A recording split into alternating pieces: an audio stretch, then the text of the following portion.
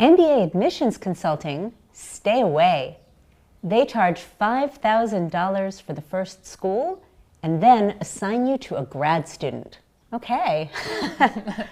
So, well, I haven't fully researched every company out there that's doing consulting. I can say that I'm not aware of us using grad students in our line of work. Okay, at Menlo. So, is there anyone left who does?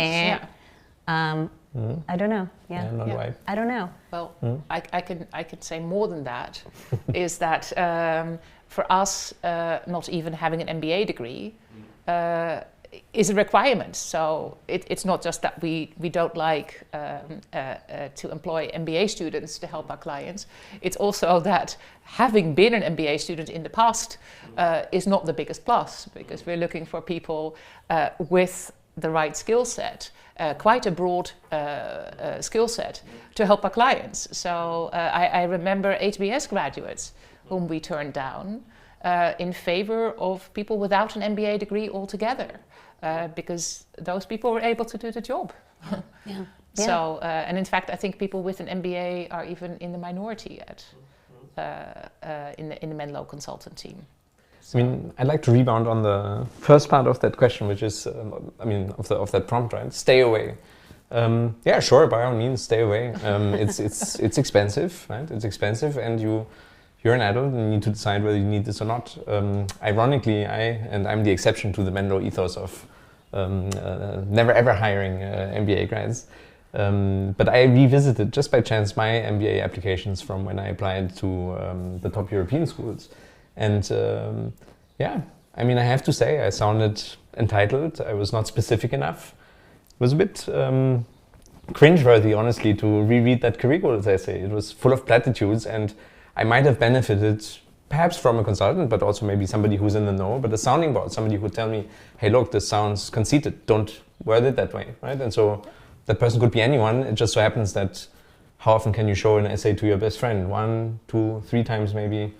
Well, I look at my clients' essays 25 times, and then there's likely to be 20 essays, right? So I'm sorry for not doing that for free. Here's a question for you. Do you think it would have helped you also during your MBA to have worked with a consultant on your goals, what you're going to get out of the MBA, what you could be doing after, and how the MBA can help you with that? Absolutely. I mean, like many people who say that they, and again, this is nothing against management consultants, but like many people who state management consulting as a career goal, so did I, and it's because I was lost. So I showed up at business school. I was still lost. I was still not able to talk with, a desirable level of self-awareness about these goals. I was still unspecific, and it took falling on my face during the whole summer recruitment process to get my act together in second year. So I suppose that whereas I'm not sure I would have needed specific support during the MBA, having had support during the application would have saved me some time making these mistakes. And it's not without irony that I find myself in this job now, right? But my clients learn from my past mistakes, which I also kind of enjoy doing. I found writing difficult when I was in my grad studies, so helps me now to help the clients. Yeah. I tell you a funny story. When I also used to have a kind of a mistrust of consultants or agents or anyone that come, kind of the whole idea that there's you and there's what you want, and then there's a person who's sticking themselves in the middle to try and make some money off of the situation. And about 15 years ago, we bought our first house, and someone said to me, you might consider using a mortgage consultant, someone who will help you get the best. I said, what? They want? I mean, they want me to give them money in order to help me get a mortgage? I couldn't get a mortgage myself. And 10 years later, when we sold our house, we owed the same amount of money to the bank as we did 10 years before. We had only been paying interest for 10 years. So the next time we bought a house, first thing I did was I got a mortgage broker, someone who could coach me through the process. And I think it's the same thing with MBA admissions consulting, because it's not that you can't read the questions and understand what they're asking and then write an essay.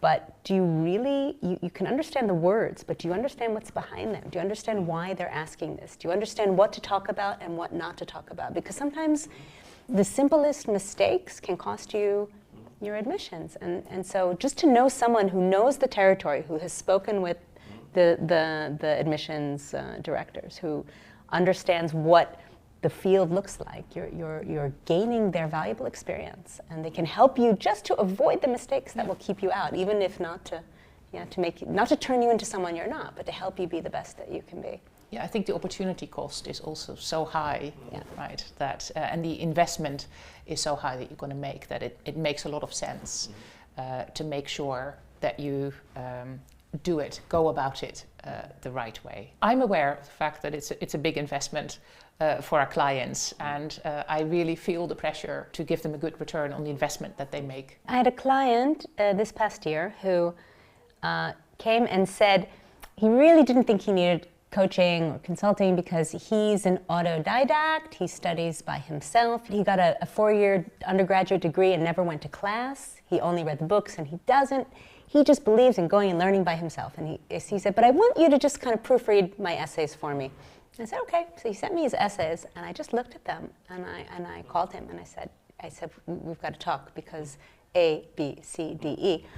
And so we spent time together, and he kind of came at it from the other direction.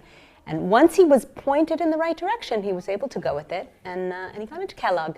And he was so thrilled, and he understood that it wasn't about, there's certain things you just can't learn by yourself. You need someone to point you in the right direction. Well, I think there's also the point that it's incredibly hard to write about yourself and to promote yourself. So I, earlier this year, put myself up to be a candidate for the parent council at my kid's school. And there were multiple people who were candidates, and I had to write a pitch for myself. Oh, was it difficult? Unbelievable.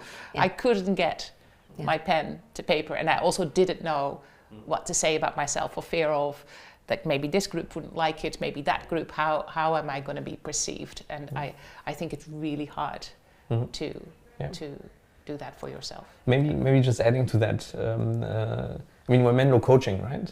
We're not Menlo Admissions Plumbing or Menlo Consulting, and the coaching process is that, right? It's you can buy a psychology book and then try to be your own therapist. I mean, and I'm not even saying it's 100% unlikely to work, but it's very likely not to work nearly as well as if you took a therapist, right? So the coaching process is there to allow you to sort of introspect and bring to light that which ultimately may constitute a good application.